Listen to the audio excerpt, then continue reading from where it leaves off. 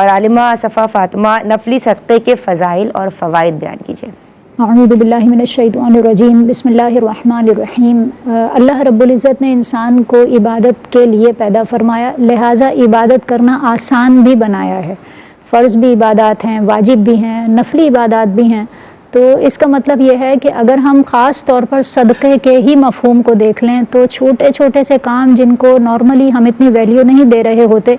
اور وہ ہمارے روٹین ورک کے کام ہوتے ہیں، مثال کے طور پہ کسی کو سلام کرنا، اسی طرح بلکہ روایت میں یہ بھی آیا کہ کسی کا سامان اس کی سواری تک اٹھا دینا، اس کو مشکل ہو رہی تھی، اس کی آپ نے مدد کر دی۔ اسی طرح کسی کو نیکی کا پیغام دینا، برائی سے روکنا، یہ وہ چھوٹے چھوٹے سے امور ہوتے ہیں جو ہم دن بھر میں کرتے رہتے ہیں اور ان کی طرف بعض اوقات توجہ بھی نہیں کرتے، لیکن اللہ کے حبیب صلی اللہ علیہ وآلہ وسلم نے ان کو صدقے کا درجہ دیا ہے۔ تو سب سے پہلے تو ہماری یہ بھی ایک ذمہ داری ہے کہ ہم پھر نیکی کا کام جو بھی کر رہے ہوں یا برائی سے روک رہے ہیں یا اس طرح کی چھوٹی چھوٹی چیزیں پرفارم کر رہے ہیں جس کا حکم ہمیں دین اسلام نے دیا ہے، تو اس میں ہم صدقے کی نیت کر لیا کریں، تاکہ مالی اعتبار سے بھی صدقہ دیتے رہیں اور اس طرح ہمارے جو دیگر امور ہیں وہ بھی صدقہ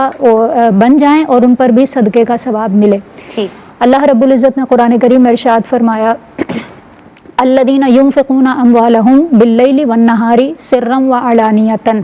یعنی وہ لوگ جو اپنے مال کو خرچ کرتے ہیں اللہ رب العزت کی راہ میں پوشیدگی کے ساتھ ہوں یا اعلانیہ طور پر ہوں۔ بعض اوقات اعلان کی ضرورت بھی ہوتی ہے تو اللہ رب العزت نے دونوں چیزوں کو یہاں پر جمع فرما دیا کہ جو پوشیدگی سے اللہ کی بارگاہ میں صدقہ کرتے ہیں اور اعلانیہ کر رہے ہیں لیکن ان کی نیتیں اچھی ہیں، اس اعلان کے پیچھے بھی نیت اچھی ہے، تو اللہ رب العزت نے فرمایا فَلَهُمْ أَجْرُهُمْ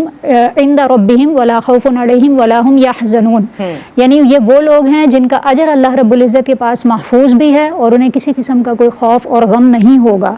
دنیا میں بھی اللہ رب العزت ان کی بلاؤں کو، ان کی مشکلوں کو ٹال دے گا اس صدقے کی برکت سے،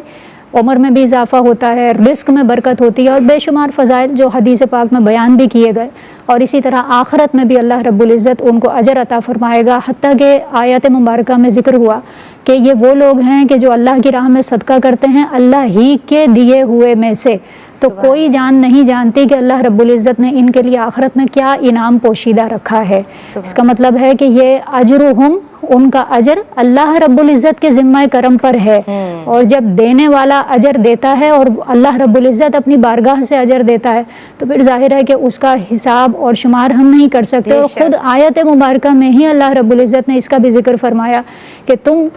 جو کچھ بھی اللہ کی راہ میں خرچ کرتے ہو وہ ایک دانے کی مثل ہے جس سے 7 بالیاں اگتی ہیں اور پھر اس کے اندر جو ہے وہ 700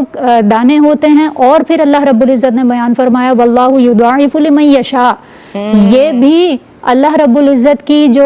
رحمتیں ہیں، جو وسعتیں ہیں، یہ بھی ایک لمیٹیشنز بیان کر دی گئی ہیں، اس سے بڑھ کر اللہ رب العزت جتنا چاہے اجر عطا فرمائے اور وہ اس پر قادر ہے۔ پھر جب وہ اجر عطا فرماتا ہے تو حدیث پاک میں آیا کہ اس انداز میں ہوتا ہے کہ اللہ کے حبیب صلی اللہ علیہ وآلہ وسلم کی بارگاہ میں ایک شخص اپنی اونٹنی کو لے کر حاضر ہوا،